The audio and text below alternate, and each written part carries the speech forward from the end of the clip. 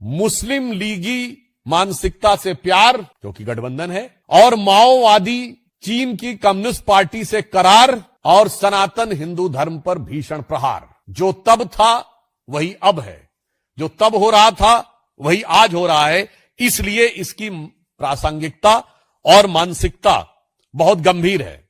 आज देश को इसलिए याद दिलाने की जरूरत है। दुनिया में शायद बहुत कम देश होंगे जिनका 1000 साल की कंटिन्यूम हिस्ट्री दिख रही हो। श्री सबरीमला में 2000 साल से ज्योति जल रही है। कोई बहुत से ऐसे देश नहीं है, मेरे ख्याल से शायद ही कोई एक देश हो जहां 2000 साल का कंटिन्यूम दिखाई पड़ रहा हो। तो दो विकल्प हैं। एक तरफ वो विचारधारा जो ये मानती थी भारत कभी एक देश नहीं था, यहां एक देश के रूप में रह नहीं पाएगा, वो विचारधारा आज भी जो कांग्रेस में जीवित है, अर्बन नक्सल थॉट, जिसको कैसा भारत चाहिए? उत्तर दक्षिण में लड़ता हुआ भारत, भाषाओं में लड़ता भारत, प्रांतों में लड़ता भारत, जातियों में लड़ता भारत, और हर मुद्दे पे लड़कर बिखरता भारत।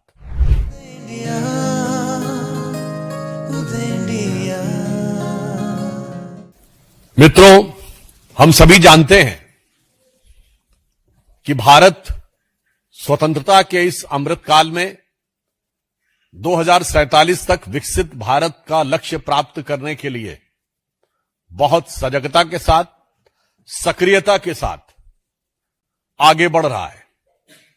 परंतु इसी के साथ यह विषय भी महत्वपूर्ण हो जाता है कि वो किन विचारों के साथ, किस स्वरूप में और किस दृष्टि के साथ आगे बढ़ रहा है, अथवा उस भारत की पहचान और स्वरूप क्या होगा। इसका बहुत महत्व इसलिए भी बढ़ जाता है कि माननीय प्रधानमंत्री जी ने कल ही यह घोषणा की थी कि 1 वर्ष तक श्री सोमनाथ मंदिर के विध्वंस के 1000 वर्ष पूर्ण होने के बाद जो उसके गौरव की पुनर्प्रतिष्ठा हुई थी, उसके उत्सव के रूप में इसे मनाया जाएगा। यहां पर विषय मात्र एक मंदिर नहीं है, यहां पर विषय श्री नरेंद्र मोदी जी मात्र एक प्रधानमंत्री नहीं है, और यहां पर विषय तमाम विरोधी दलों के द्वारा किया जा रहा व्यक्तिगत विरोध नहीं है। यहां पर विषय यह है कि भारत का स्वरूप और भारत की पहचान, और विकसित होने के बाद भारत की पहचान क्या होगी। इस संदर्भ में मैंने आज कुछ विषय आप लोगों के संज्ञान में एक्स पर पोस्ट करके लाए थे। यहां पर मैं स्पष्ट करना चाहता हूं कि भारत के प्रथम प्रधानमंत्री श्री जवाहरलाल नेहरू जी से हमारा कोई व्यक्तिगत विरोध नहीं है। जो विरोध है वो सैद्धांतिक और व्यवहारिक है। जैसे श्री नरेंद्र मोदी जी एक व्यक्ति नहीं है, एक अधिष्ठान है, उसी प्रकार जवाहरलाल नेहरू जी एक नेता नहीं है, बल्कि एक विचार के प्रतीक हैं। और वो विचार भारत के लिए कितना भयावह और खौफनाक था, और उसके उस असली चेहरे के ऊपर कितना बड़ा पर्दा डाल के रखा गया था, वो आज जानने की आवश्यकता है। जैसा कि आप सबने देखा होगा कि बहुत ही दुखद बात है कि अप्रैल 1951 में जवाहरलाल नेहरू जी पाकिस्तान के तत्कालीन प्रधानमंत्री को पत्र लिखते हैं, और उल्लेखनीय बात यह भी है कि लियाकत अली जो पाकिस्तान के फर्स्ट प्राइम मिनिस्टर बने, यह अंतरिम सरकार में, यानी 1946 2 सितंबर को जब नेहरू जी प्रधानमंत्री बने थे तो उनके वित्त मंत्री थे, और बजट उन्होंने प्रस्तुत किया था अंतरिम सरकार का। और इस बात का उल्लेख प्रणब मुखर्जी जी ने अपनी 2009-10 की बजट स्पीच में भी किया है। उनके लिए लिखते हैं माई डियर नवाबजादे, यानी वो डियर भी हैं और नवाबजादे भी हैं। सम्मान से अभिभूत होकर वो ये कह रहे हैं कि मैं ये बात स्पष्ट करना चाहता हूं कि जो सोमनाथ का मंदिर में हो रहा है वो बिल्कुल गलत है, उसको लेकर कोई प्रचार दुष्प्रचार नहीं करना चाहिए। और इसके अलावा उसमें एक लाइन वो कह रहे हैं जो मैं आपके सामने रिपीट करना चाहता हूं, the story of the gates of Somnath temple being brought back to India from Afghanistan is completely false and there is not an atom of truth in it. तो साहब वो ये कहते हैं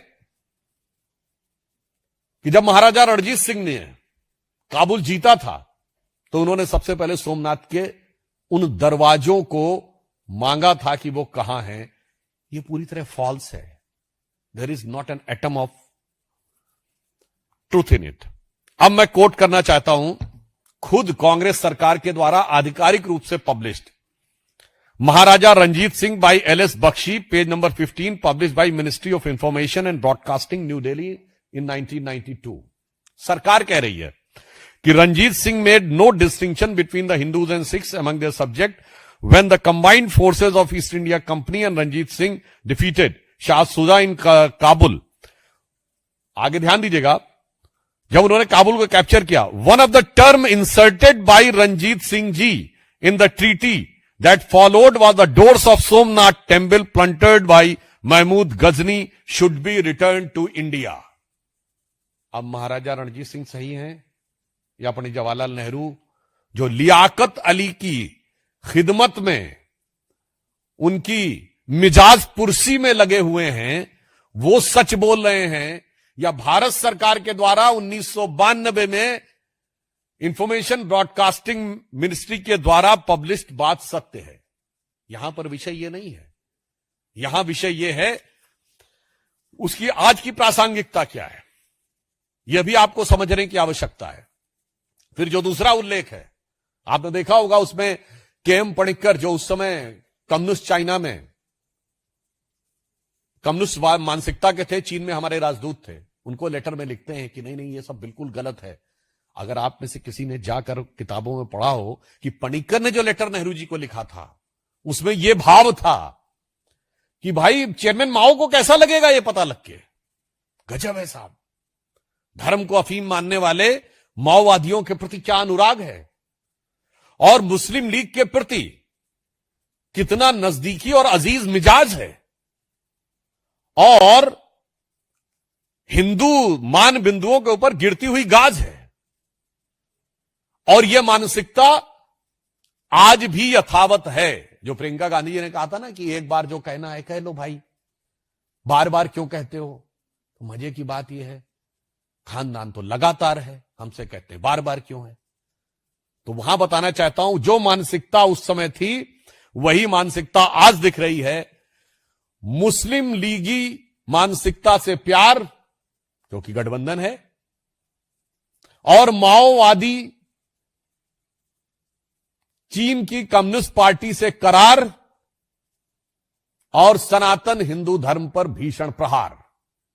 जो तब था वही अब है, जो तब हो रहा था वही आज हो रहा है। इसलिए इसकी प्रासंगिकता और मानसिकता बहुत गंभीर है। अब यहां पर मैं एक और बात कहना चाहूंगा, हो सकता है किसी को बहुत प्रॉब्लमेटिक लगे। सरदार पटेल को कोट करते हुए भारत के बहुत प्रख्यात पत्रकार दुर्गादास जी ने, जिनकी बड़ी प्रसिद्ध किताब है India from Curzon to Nehru and thereafter, और उनको पद्म अवार्ड भी मिला, डाक टिकट भी उनके नाम पे जारी हुआ, पत्रकारिता में भारत के स्तंभों में से एक माने जाते हैं। उन्होंने अपनी book India from Curzon to Nehru and thereafter में पेज नंबर 240 पे लिखा है, Patel said that his principal anxiety was to save India from the chaos by countering Anglo-Muslim aggression. And the opposite direction, Maulana Azad, यह वो कह रहे हैं, हम नहीं कह रहे हैं, Maulana Azad is more concerned and worried about the Muslims। और आगे कोट अनकोट में, I am quoting Curzon to Nehru and thereafter, Durgadas quoting Sardar Patel, Jawaharlal is the only nationalist Muslim today। Patel added that Nehru was unduly amenable to Mountbatten's influence, as always leaned on someone. He was under the Bapu's protective wings and now he's leaning on Mountbatten. Page number 240, India from Curzon to Nehru and thereafter. हम नहीं कह रहे। अब चलिए, ये तो किसी दूसरे ने कहा। Now I am quoting a book जिसमें नेहरू को कोट किया जा रहा है। The source is Stanley Wolpert Nehru, a tryst with destiny, Oxford press, 1996। जो कोट कर रहा है जॉन केनेथ गैल्ब्रेथ, जेके गैल्ब्रेथ, जो सबसे लंबे समय तक नेहरू जी के टाइम में भारत में अमेरिका के राजदूत रहे। उससे वो कह रहे हैं कि नेहरू स्वयं कह रहे हैं, Galbraith, I am the last English ruler of India, prime minister Jawaharlal Nehru verily told American ambassador.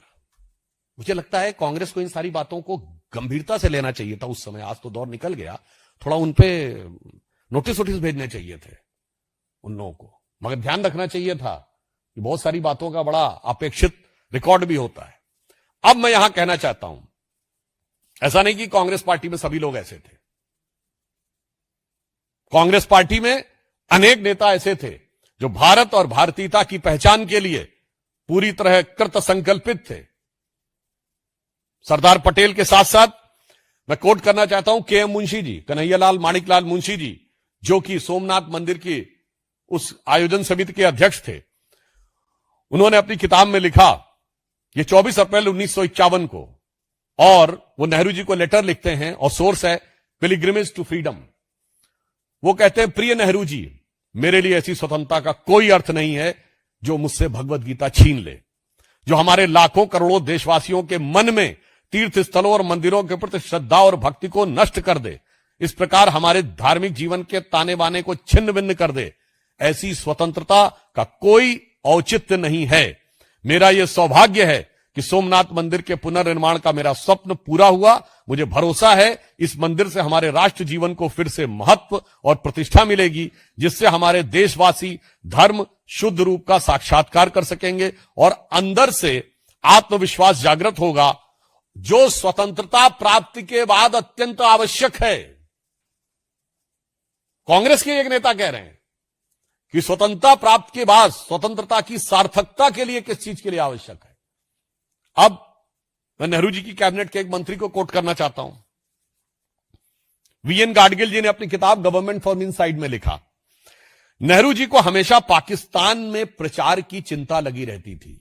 मैं पूछना चाहता हूं, आज कांग्रेस में सबसे ज्यादा चिंता पाकिस्तान में ही प्रचार की है ना? आप लोग भारतीय मीडिया से हैं, पर जितनी सुर्खियां पाकिस्तान की मीडिया में बटोरी है हमारे विपक्ष ने, उतनी पाकिस्तान के नेताओं ने नहीं बटोरी पाकिस्तानी मीडिया में। तो ये कहते हैं कि सोमनाथ मंदिर के पुनर्निर्माण की घोषणा ने, ये वीएन गाडगिल जी कह रहे हैं, घोषणा ने करोड़ों भारतवासियों के मन में उत्साह और हर्ष की लहर उत्पन्न कर दी है।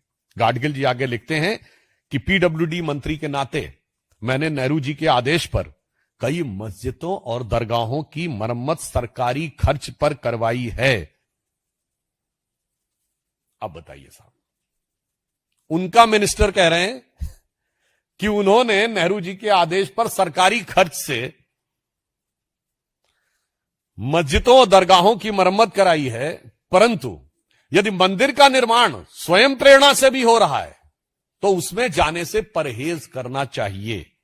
मुझे लगता है कि यह दर्शाता था कि भारत की स्वतंत्रता के बाद भी मानसिक रूप से हम मैकाले की मानसिकता से भरे हुए थे।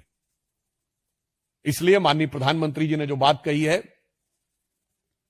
कि मैकाले की मानसिकता से अगले 10 वर्ष में मुक्त होना है, और मैकाले की मानसिकता का जो प्रभाव हमारी उस समय की सरकार और तत्कालीन प्रधानमंत्री जी पे था, जबकि कांग्रेस पार्टी के अंदर ही एक नहीं अनेक नेता, जिसमें मैंने 2 का नाम बनाया, के एम मुंशी, वीएन गाडगिल नहीं, पुरुषोत्तम दास टंडन, डॉक्टर राजेंद्र प्रसाद, के एम मुंशी, सी राजगोपालाचारी, सरदार पटेल, ये सब लोग इस विचार के थे, डॉक्टर संपूर्णानंद, परंतु उन विचारों को ध्वस्त करके उस मानसिकता का जो आवरण बना के रखा था, तो मैं कह सकता हूं भारत को मानसिक गुलामी से मुक्त करने का अभी भी अंतिम चरण बाकी है, जिसे हम लोग एक जमाने में एक पंक्ति बोलते थे कि उगा सूर्य कैसा कहो मुक्ति का ये उजाला करोड़ों घरों में न पहुंचा, तो उसकी एक पंक्ति है, न संयम न निष्ठा न एकात्मता है, भरी है मनों में अभी तक गुलामी, वही राग अंग्रेजियत का पुराना, सुनाते बड़े लोग नामी गिरामी, प्रजातंत्र की धार उतरी गगन से मगर नीर जन सागरों तक न पहुंचा, उगा सूर्य कैसा कहो मुक्ति का ये उजाला करोड़ों घरों तक न पहुंचा। इसलिए आज आवश्यकता है उस यथार्थ को दुनिया तक पहुंचाने की, भारत के उस आत्म गौरव को, भारत की उस शक्ति को और भारत की उस श्रेष्ठता को सम्मान देने की जो संपूर्ण विश्व को मार्गदर्शन देना चाहती है, और इसके द्वारा भारत की अस्मिता भी अविभाज्य रहती है। जब आप श्री सोमनाथ के आगे श्रद्धा से सर झुकाते हैं तो वही श्रद्धा का भाव आपके मन में उत्तर में अमरनाथ से लेके दक्षिण में रामेश्वरम तक और मल्लिकार्जुन से लेकर काशी विश्वनाथ तक जुड़ जाता है। और इतना ही नहीं, वही श्रद्धा का भाव काशी विश्वनाथ से आगे बढ़कर काठमांडू के पशुपतिनाथ तक, कैलाश मानसरोवर तक और पाकिस्तान के कटासराज तक जुड़ जाता है। यह भारत की अविच्छिन्न पहचान और अस्मिता का प्रतीक है। दुख की बात यह है कि आज कांग्रेस जिस प्रकार से उन चीजों का बचाव करने में रुकी है, भाई नेहरू की हर चीज तो आपने छोड़ दी, अब तो नेहरू टोपी भी आप नहीं पहनते, अब तो उनके नेता ने कुर्ता पैजामा भी पहनना छोड़ दिया है, कांग्रेस सेवा दल में भी कैफ हटा दी है, नेहरू की हर चीज छोड़ दी है, मतलब जात पात भाषा प्रांत सब कुछ पे तो आ गए हैं, तो भाई ये भी छोड़ दीजिए, काहे बचाव करने में लगे। तो इसलिए अंत में मैं सिर्फ यह कहना चाहूंगा कि वो लोग जो कहते हैं कि एक बार में बोल लीजिए, बार बार क्यों बोलते हैं, हकीकत में selected words of Jawaharlal Nehru का जितना पन्ना खोलिए वो पन्ना कुछ बोलता हुआ नजर आता है, और जो वो बोलता है वो दुनिया के सामने सच को खोलता है और उनके दिल को चीरता है। मानो पन्ना कांग्रेस से कहता हो कि बैठा हूं दिल में इतने राज छुपाए, जरा सा होंठ हिले तो दिल डगमगाए। और उसके बाद जब कभी ईमानदारी से कोई कांग्रेसी उन पन्नों को पलटता होगा तो मुझे लगता है कि उसको वो पुराना गीत याद आता होगा कि कभी खुद पे कभी हालात पे रोना आया, और जो बात निकली तो हर एक बात पे, या पन्ने पलटे तो हर एक बात पे रोना आया। अंत में मैं ये कहना चाहूंगा, आज देश को इसलिए याद दिलाने की जरूरत है, दुनिया में शायद बहुत कम देश होंगे जिनका 1000 साल की कंटिन्यूम हिस्ट्री दिख रही हो। श्री सबरीमला में 2000 साल से ज्योति जल रही है, कोई बहुत से ऐसे देश नहीं है, मेरे ख्याल से शायद ही कोई एक देश हो जहां 2000 साल का कंटिन्यूम दिखाई पड़ रहा हो। तो दो विकल्प हैं, एक तरफ वो विचारधारा जो ये मानती थी भारत कभी एक देश नहीं था, यहां एक देश के रूप में रह नहीं पाएगा, वो विचारधारा आज भी जो कांग्रेस में जीवित है, अर्बन नक्सल थॉट, जिसको कैसा भारत चाहिए, उत्तर दक्षिण में लड़ता हुआ भारत, भाषाओं में लड़ता भारत, प्रांतों में लड़ता भारत, जातियों में लड़ता भारत, और हर मुद्दे पे लड़कर बिखरता भारत। और एक तरफ प्रधानमंत्री श्री नरेंद्र मोदी जी के नेतृत्व में समस्त प्रकार की भिन्नताओं के बीच में एक भारत और श्रेष्ठ भारत के भाव के साथ विकसित होकर निखरता भारत। धन्यवाद।